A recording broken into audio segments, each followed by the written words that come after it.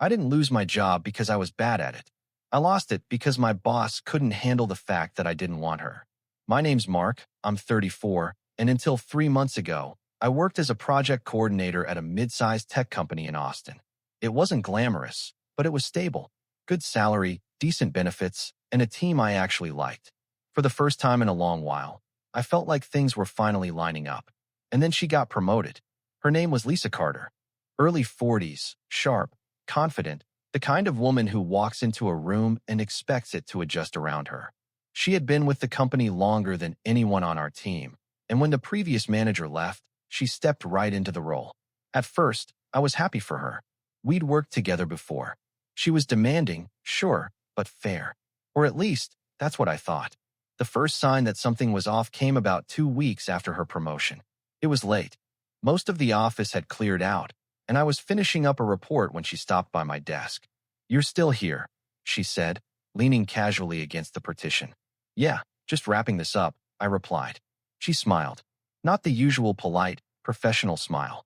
Something different. "You don't have to stay late every night, you know," she said. "Unless you're trying to impress me." I laughed lightly, thinking she was joking, just trying to keep things on track. She tilted her head, studying me. "Well," she said, "if you ever did want to impress me, I wouldn't mind grabbing a drink sometime." That caught me off guard. I hesitated, choosing my words carefully. "I appreciate it," I said, "but I'm actually seeing someone." That wasn't entirely true. I had been dating casually, nothing serious, but it felt like the easiest way to draw a line. Her smile didn't disappear. It just changed. "Of course you are," she said softly. "Lucky her." Then she walked away. I didn't think much of it at the time. That was my first mistake, because starting the very next week, things began to shift. At first, it was small. Emails where my work was suddenly not up to standard. Meetings where she'd questioned decisions I'd already cleared with previous management. Deadlines that got tighter just for me. I told myself I was overthinking it, that she was just adjusting to her new role. But then came the first pay cut. No warning, no meeting, just a revised contract from HR citing performance concerns. I remember sitting there, staring at the number, feeling my stomach drop. I went straight to Lisa's office. "There has to be a mistake," I said, holding the document. "My performance reviews have been solid." She didn't even look surprised. "No mistake," she replied calmly. "I've been reviewing your work. It's inconsistent." "Inconsistent," I repeated. "Based on what?" She leaned back in her chair, folding her arms. "Based on my expectations," she said. Something about the way she said it made my chest tighten. "This doesn't make sense," I said. "If there's an issue, we should talk about it. I've never had complaints before." She watched me for a moment. Then, slowly, she stood up and walked around her desk, stopping just a little too close. "Mark," she said quietly, "sometimes it's not just about the work." I didn't like where this was going. "What does that mean?" I asked. She gave a small shrug. "It means attitude matters. Relationships matter." There it was. Not said outright, but clear enough. I took a step back. "If this is about what happened the other night." She cut me off with a soft laugh. "Relax," she said. "You're not that important." But the look in her eyes said otherwise. And in that moment, I realized something I probably should have seen coming. This wasn't about performance. This was personal, and it was only just beginning. If part 1 was confusing, part 2 made it impossible to ignore. The week after my salary got cut, everything escalated. Before, it felt subtle, like maybe I was overthinking it. But now, it was targeted, deliberate, and honestly, a little terrifying. It started with meetings. Lisa began calling me out in front of the entire team. Not aggressively, but in that calm, controlled way that makes it worse.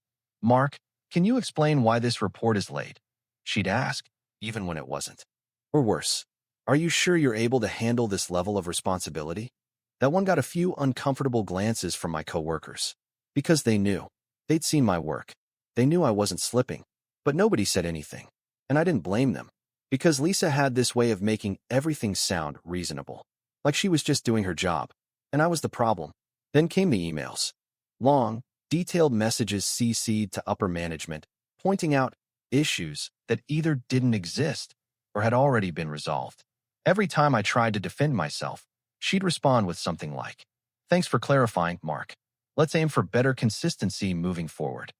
It was subtle, professional, and completely damaging. Within 2 weeks, my reputation started to shift. People stopped coming to me with questions, stopped looping me into decisions. Not because they didn't trust me, but because Lisa had planted doubt. And then came the second pay hit. This time, it wasn't even framed as a cut. It was a bonus adjustment, which is a nice corporate way of saying, we're taking more money from you, but making it sound less obvious. I went straight to her office again. This time, I didn't knock. We need to talk, I said. She looked up from her laptop, completely calm. Do we? Yes, I said, closing the door behind me. I held up the new compensation breakdown. This is getting out of hand. She leaned back in her chair, studying me like I was a case file. Your performance hasn't improved, she said simply. That's not true, and you know it. Watch your tone, Mark. I let out a frustrated breath. My tone, I said. You've been undermining me for weeks, cutting my pay, questioning my work in front of the team, and now you're acting like this is normal? She didn't react immediately, just kept watching me. Then she stood up again, same as before, walked around the desk. Stop too close.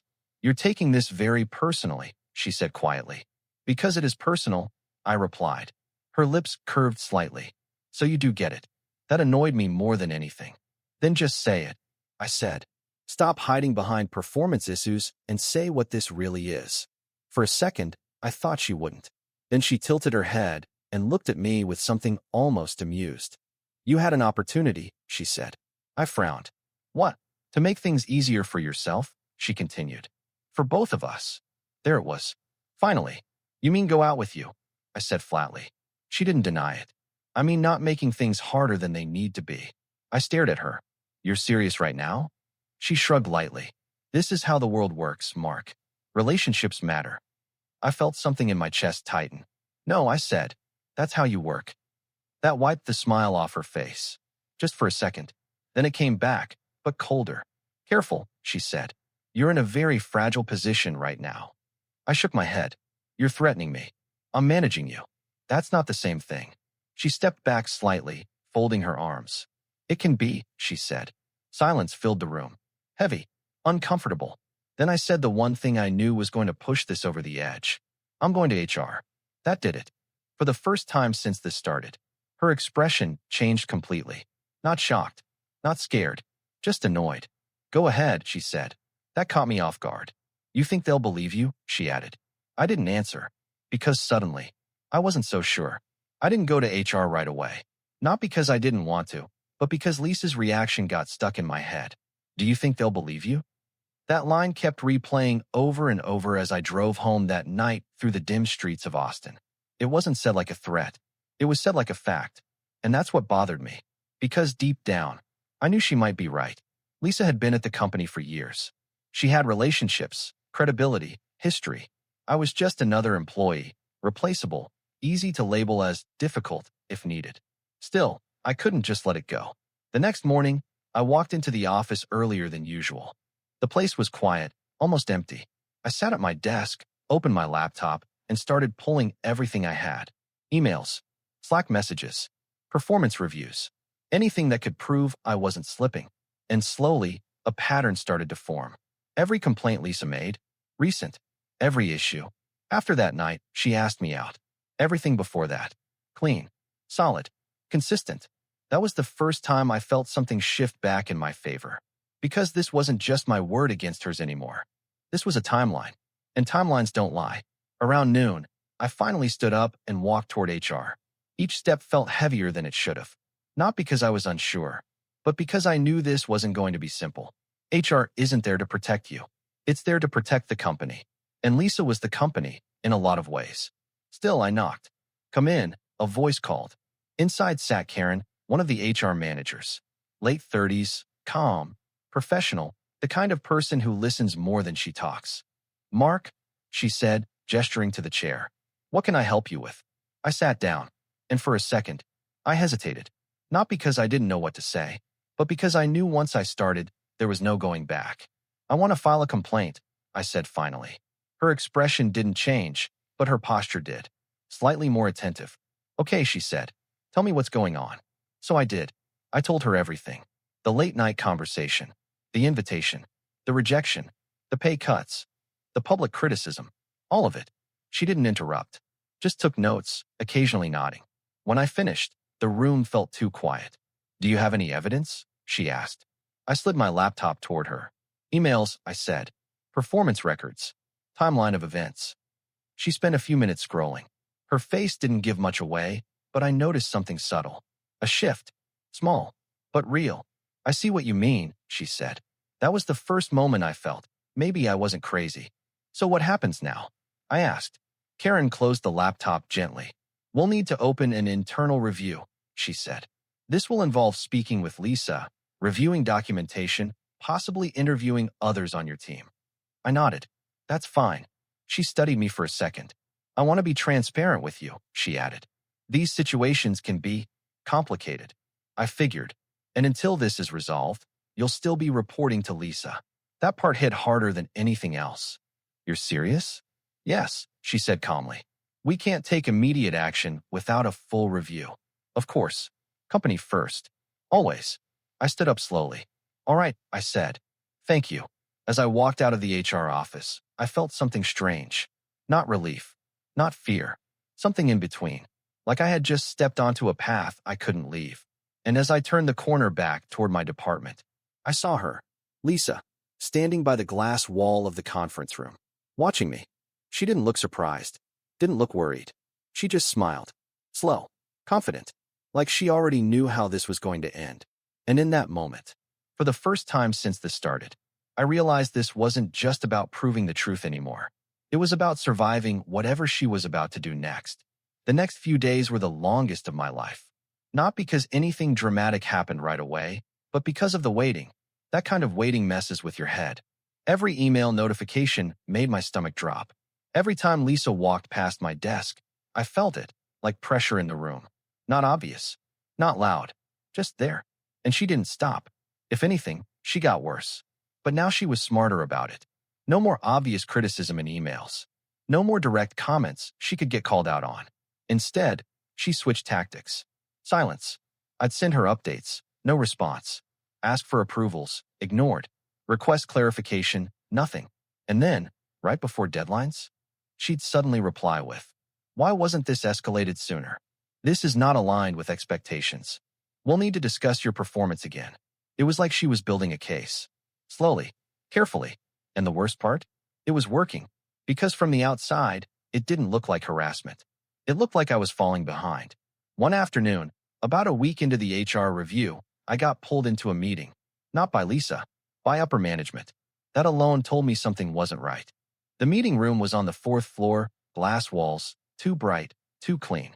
The kind of place where people pretend everything is professional while quietly deciding your future. Inside were two directors I barely interacted with. And Lisa, of course. She was already sitting there when I walked in.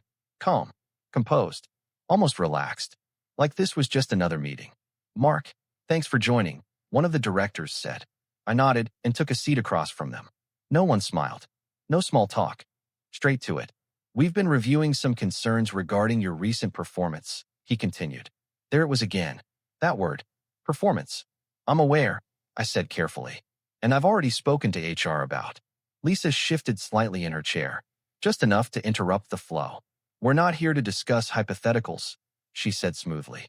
"We're here to address current issues." I looked at her, then back at them. "With all due respect," I said, "these issues only started recently.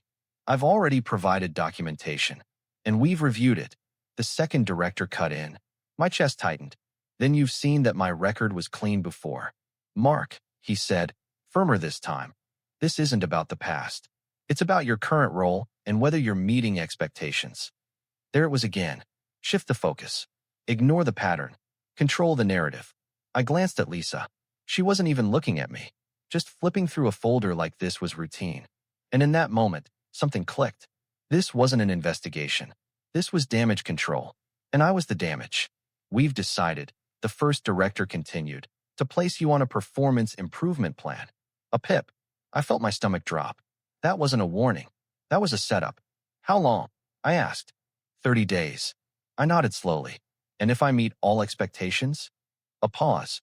"Too long. Then we'll reevaluate your position," he said. "Not restore. Not fix. Reevaluate." I leaned back in my chair. And if I don't? No one answered right away. They didn't have to. I already knew. I looked at Lisa one more time. This time, she met my eyes. And there it was again. That same calm, confident look. Like she had already won. The meeting ended a few minutes later. No resolution. No fairness. Just a ticking clock. 30 days. As I walked back to my desk, something felt different. Not fear. Not even anger. Clarity. Because now I understood exactly what she was doing. And more importantly, I understood that if I played by her rules, I was going to lose. I didn't panic after the PIP. That's what Lisa expected. That I'd scramble. That I'd overwork.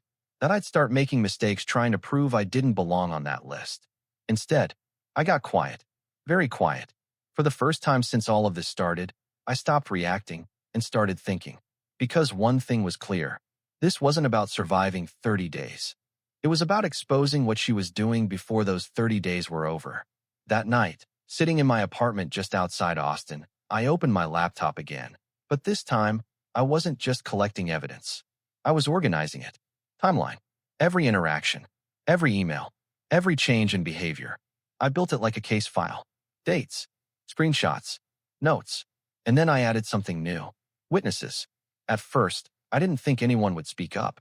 But I was wrong. It started with Jason, one of the senior developers on my team. We grabbed coffee outside the office. Casual. Low-key. I need to ask you something, I said. He already knew. I've noticed what's been going on, he said before I could even finish. That caught me off guard. You have. He nodded. Yeah.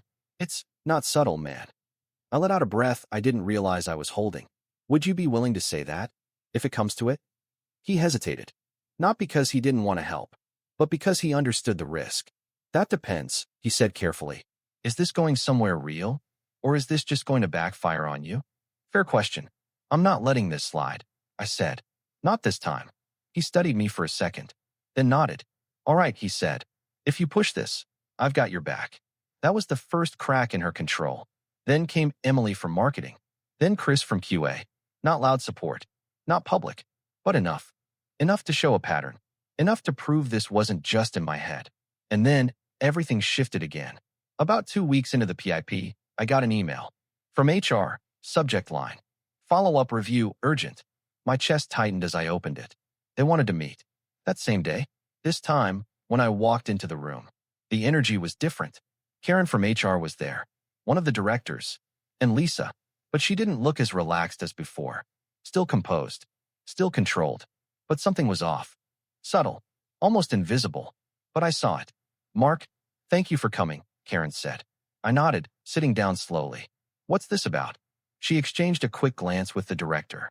Then looked back at me. We've reviewed additional information related to your complaint. Additional information. I felt my pulse pick up. And I asked. Karen took a breath. We've identified inconsistencies in the performance concerns raised against you. There it was. Not a victory. Not yet. But a crack. I glanced at Lisa. She didn't look at me this time. Just stared straight ahead. Silent. We're expanding the scope of the investigation, Karen continued. This will include reviewing management conduct. Management conduct. That landed hard. For the first time, this wasn't just about me anymore. This was about her. I leaned back slightly, letting that sink in. So what happens now? I asked. We'll continue the review, she said. But effective immediately, you will no longer report directly to Lisa. That hit like a shift in gravity. Finally, space. Air. I didn't react outwardly, but inside, everything changed. Because for the first time since this started, she wasn't in control anymore. I stood up at the end of the meeting, collecting my things. As I turned to leave, Lisa finally looked at me. No smile. No confidence. Just something colder. Something sharper. And in that moment, I understood one thing very clearly. This wasn't over. Not even close. Because people like her don't just lose control. They fight to take it back. The moment HR pulled me out from under Lisa's control, I knew things were about to get worse before they got better. And I was right. Because when someone like her starts losing power, they don't step back. They escalate. The very next morning, I noticed it. Not in emails. Not in meetings. But in the way people looked at me. Subtle. Quick glances. Conversations that stopped when I walked by. Something had changed. Again. By noon, I found out what. Jason came up to my desk, lowering his voice. Hey, did you hear? Hear what? I asked. He hesitated. Lisa's been talking. Of course she had. What is she saying? I asked, already feeling that familiar tension in my chest. He looked uncomfortable. That you've been inappropriate. I froze. Inappropriate how? He exhaled slowly. That you made her uncomfortable. That you've been crossing boundaries. That's why she started documenting your behavior. For a second, I didn't react. Not because I wasn't shocked, but because it was almost predictable. Of course that was her move. Flip the narrative. Make me the problem. She went to management with it? I asked. Jason nodded. And HR. I leaned back in my chair, staring at the ceiling. There it was. The counterattack. And this one was dangerous. Because now it wasn't just about performance anymore. It was about reputation. About credibility. And in situations like this, those are the first things to go. Do people believe her? I asked quietly. Jason hesitated again. Some do, he admitted. Some don't. But it's spreading. Of course it was. That's how rumors work. You don't need proof. You just need doubt. I nodded slowly. Thanks for telling me. He gave me a look. You okay? I let out a dry laugh. Yeah, I said. I'm just getting started. And I meant it. Because if Lisa wanted to turn this into a he said she said situation, she just made a mistake. A big one. That afternoon, I went straight back to HR. This time, I didn't wait. I didn't hesitate. Karen looked up as I walked in. Mark, she's accusing me now, I said, closing the door behind me. Karen's expression tightened. I assumed she might, she said. That caught me off guard. You assumed? Karen nodded slowly. It's not uncommon in these situations, she said carefully. When control shifts, narratives change. I exhaled sharply. She's telling people I made her uncomfortable, that I crossed boundaries. Karen gestured for me to sit. We've been made aware of her claims, she said. And? I asked. We're investigating both sides. Of course. Neutral. Always neutral. I have proof, I said. Timeline, witnesses, everything. We've reviewed your materials, she replied. And we're continuing to gather more. I leaned forward slightly. She's lying. Karen held my gaze. I understand your position, she said. But we need to follow process. Process. That word again. Slow. Careful. Controlled. Meanwhile, my reputation was bleeding out in real time. So what happens if she convinces enough people? I asked. Karen didn't answer immediately. And that silence told me everything. This could still go either way, no matter how right I was. I sat back, running a hand through my hair. So I just wait. I asked. For now, she said. But I strongly advise you, document everything. Every interaction. Every conversation. I almost smiled. I already am. She nodded. Good. As I stood up to leave, she added one more thing. And Mark. I turned. This is the hardest part, she said. Right before the truth comes out. It usually gets messy, eh? I held her gaze for a second, then nodded. Yeah, I said quietly. I'm starting to see that. As I walked back through the office, I could feel it. The shift.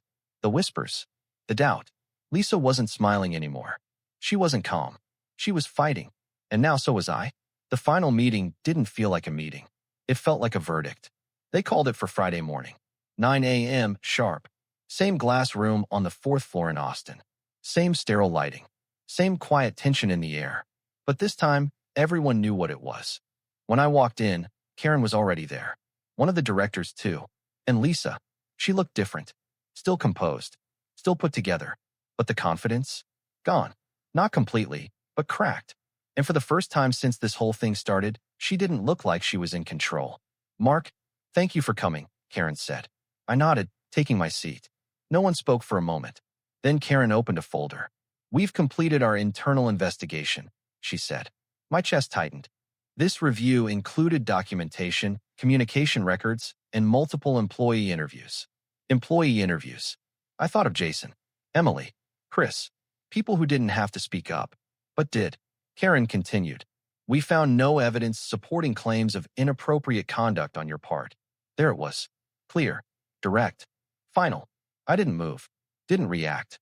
Just let it land. And, she added, we identified a pattern of retaliatory behavior and misuse of authority from your direct manager. Now I looked at Lisa. She wasn't looking at me. Her jaw was tight. Eyes fixed forward. Silent. Karen closed the folder. Effective immediately, she said, Lisa Carter is being removed from her managerial position pending further disciplinary action. The room went still. Not dramatic. Not loud. Just done. For you, Mark, the director added, your performance record will be fully restored, including compensation adjustments. Translation: my salary was coming back. Everything she took? Gone. Reversed. Like it never happened. Except it did. We'd also like to discuss next steps for your role, he continued, including a potential transition into a senior position, given your performance history. That caught me off guard. Promotion? After all this? I nodded slowly. I'd like some time to think about it, I said. Of course, he replied. The meeting ended a few minutes later. No applause. No big moment. Just quiet resolution. As I stood up to leave, I hesitated for a second. Then I looked at Lisa. She finally looked back. No anger. No apology. Just something empty. Like the fight had drained out of her completely. And in that moment, I didn't feel victory. I felt done. Completely done. I walked out of that room, down the hallway, past the desks, past the whispers that had once followed me. And this time, they were gone. No looks. No tension. Just normal. It felt strange, but right. Later that evening, I sat on my balcony, looking out over the quiet streets of Austin, thinking about everything that had happened. The stress, the doubt, the way it almost broke me, and how close I came to just walking away. But I didn't, because sometimes standing your ground isn't about winning. It's about not letting someone else decide who you are. A week later, I accepted the promotion. Not because of them, not because of the company, but because I earned it. And as for Lisa, I heard she didn't come back. No goodbye, no explanation, just gone. And honestly, that was enough.